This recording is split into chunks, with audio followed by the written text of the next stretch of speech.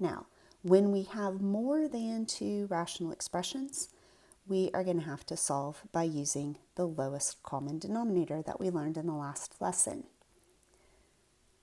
Let's take a look at our first problem, and go ahead and give yourself a little space here and here as you write, because we are going to put some fractions in those locations.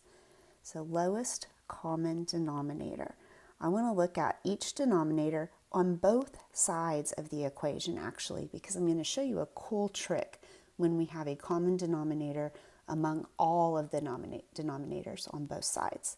So I see that I have an x here, and I have a 4, and I have an x. So I need to account for both a 4 and an x. Remember, if something is repeated, like these x's, I don't have to account for it more than once if it's repeated in separate denominators. So my LCD is 4x. So I need to decide what to multiply each fraction by, top and bottom, in order to make my denominators equal to 4x.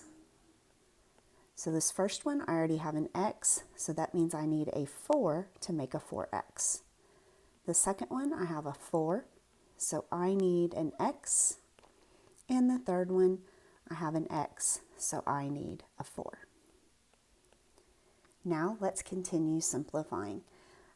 I know that I have all of my denominators are 4 times x. But let's go ahead and do the multiplication on the numerators as we go along. So 20 plus 7x, and that's going to all be over 4x. I'm using my addition skills that I learned in the last lesson. And then that's going to be equal to negative 9 times 4 is negative 36 over 4x. Now, if I was going to continue solving from here, one thing that I would want to do is I can't solve for an x that's in the bottom of a fraction. So I would want to get rid of the 4x that's on the bottom of the fraction and move it to the top.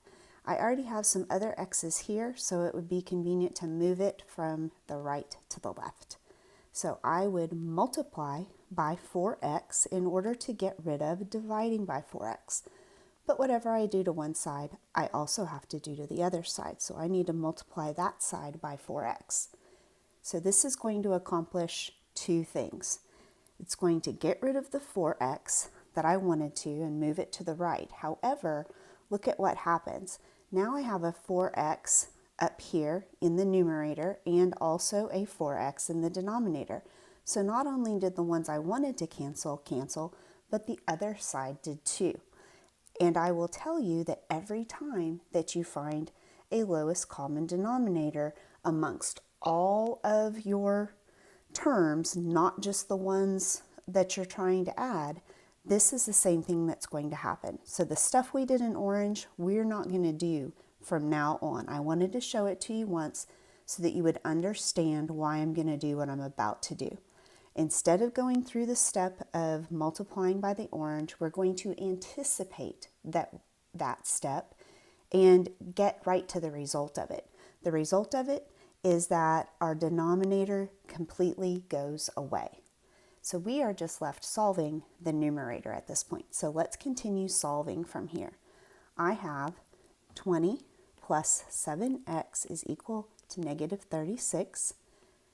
7x, when I move the 20 to the other side, will be negative 56.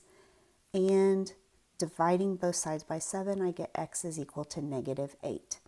Let's check it by checking our denominator. Our denominator for all three of these was a 4 times x.